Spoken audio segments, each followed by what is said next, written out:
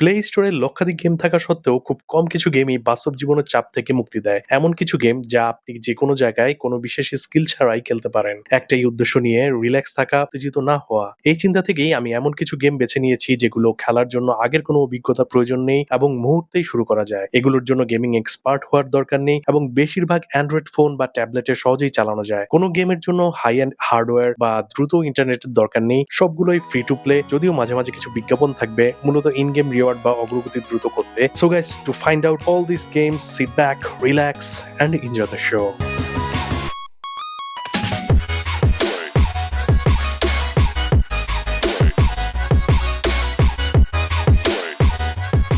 Tennis clash খেলাটা অবিশ্বাস্যভাবে সহজ। একবার টেনিস ম্যাচ শুরু হলে আপনার যা করতে হয় তা হলো স্ক্রিনে আঙ্গুল দিয়ে সোয়াইপ করে বলের দিক নির্ধারণ করা আর কোর্টের যে কোনো স্থানে ট্যাপ করে প্লেয়ারকে সরানো। কন্ট্রোলিংটা খুবই অস্থির, ফলে আমি এক হাতে খেলতে পারি আর অন্য হাত দিয়ে ডেস্ক গুছানো, ঘরের কাজ শেষ করা বা অন্য কাজ করতে পারি। এতে কোনো কিছু শেখার প্রয়োজন নেই এবং আঙ্গুলের সোয়াইপের দিক অনুসরণ করেই বল ঠিক মতো মারতে পারি। সব ম্যাচই রিয়েল প্লেয়ারদের সঙ্গে হয়, কোনো বটের সঙ্গে না, যা খেলাটিকে কিছুটা প্রতিযোগিতামূলক করে তোলে। গেমটিতে ক্লাবে যোগ দেওয়ার সুযোগ রয়েছে, তবে অন্য সদস্যদের ম্যাচে ইনভাইট করা যায় না, যেটা এই গেমটির একমাত্র ডাউনসাইড। এগুলো ছাড়া টেনিস ক্লাস সত্যি ইন্টারেস্টিং গ্রাফিক্স ও ডিটেইল চরিত্রের মুভমেন্ট দেয়, যা আমাকে গেম প্লেতে সম্পূর্ণ নিমগ্ন রাখে। যদিও এতে খুব বেশি কন্ট্রোলিং এর প্রয়োজন হয় না, আমি যখন অ্যাক্টিভলি খেলি না তখন নতুন স্কিলফুল ক্যারেক্টার আনলক করা, তাদের সেরা গিয়ার দিয়ে সাজানো, এসব করতে করতে কখন যে সময় কেটে যায় টেরই পাই না। আমি পেপার.io2 গেমটিকে অদ্ভুতভাবে সহজ কিন্তু অত্যন্ত অ্যাডিকটিভ মনে করি। এই গেমটির একমাত্র লক্ষ্য হলো একটি রঙিন কিউব ব্যবহার সাদা 2D মানচিত্রে যতটা সম্ভব বেশি এলাকা দখল করা। ছোট একটি জায়গা থেকে শুরু করে কিউবটিকে চালিয়ে বদ্ধবৃত্ত তৈরি করে বেশি জায়গা নিজের নিয়ন্ত্রণে আনা। প্রথম দিকে স্ক্রিনে আঙ্গুল সরিয়ে কিউবটিকে নিয়ন্ত্রণ করা কিছুটা কঠিন লেগেছিল,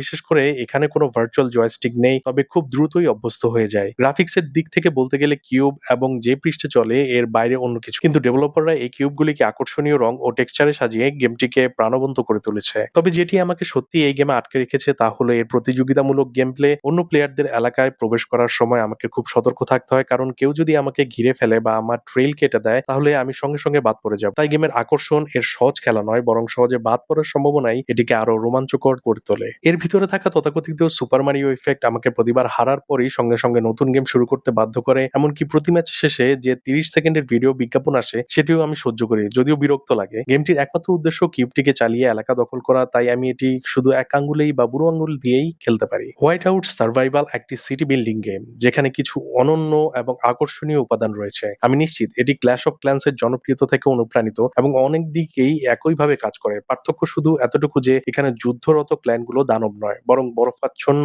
এক বন্য পরিবেশে টিকে থাকা মানুষ। কিন্তু যেহেতু এতে মানব চরিত্র আছে, তাই বেঁচে থাকা বা সার্ভাইভাল দিকটাই এখানে সবচেয়ে গুরুত্বপূর্ণ। আমি আমার গ্রামটির প্রধান হিসেবে নিশ্চিত করি যেন সবাই গরমে নিরাপদ থাকে, পুষ্টিকর খাবার পায়, কাজের সুযোগ থাকে। আমি নিয়মিত তাদের ঘরবাড়ি আপগ্রেড করি, খাদ্যের মান নিয়ন্ত্রণ করি এবং শ্রমিকদের পালা করে দিই যেন সবাই সমানভাবে কাজ পায়। যদিও প্রধান হিসেবে আমার রেটিং নির্ভর করে গ্রামবাসীদের সুখের উপর, সত্যি বলতে এই ছোট্ট ভার্চুয়াল সমাজের নিয়ন্ত্রণে থাকা নিজেই এক ধরনের আনন্দ দেয়। মাঝে মাঝে মেইলবক্সে অভিযোগ বা ক্ষোভের বার্তা আসে, কিন্তু যতক্ষণে আমি সেগুলো সমাধান করি গ্রামটা ভালোভাবেই চলে। গেমটিতে আশেপাশের এলাকাগুলো অন্বেষণ করা বা আলাদা সেনাবাহিনী দিয়ে জয় করার সুযোগ রয়েছে, কিন্তু আমি যুদ্ধ পছন্দ করি না, বরং পাশের গ্রামগুলোর সঙ্গে ভালো কূটনৈতিক সম্পর্ক গড়ে তুলতেই বেশি মনোযোগ। আমি গেমটি সবচেয়ে বেশি যেটা উপভোগ করি তা হলো ছোট ছোট চরিত্রগুলোর উপর জুম করে তাদের দৈনন্দিন কাজ দেখতে পারা। মাঝে মাঝে আমি তাদের জন্য বিশেষ রাতের খাবার আয়োজন করি যেন তারা বুঝতে পারে আমি তাদের প্রতি সদয়। প্রথমে আমি একে হালকাভাবে খেলতে শুরু করেছিলাম, কিন্তু বুঝতেই পারিনি কখন যেন এই ছোট্ট গ্রামটি এনিমেটেড চরিত্রগুলো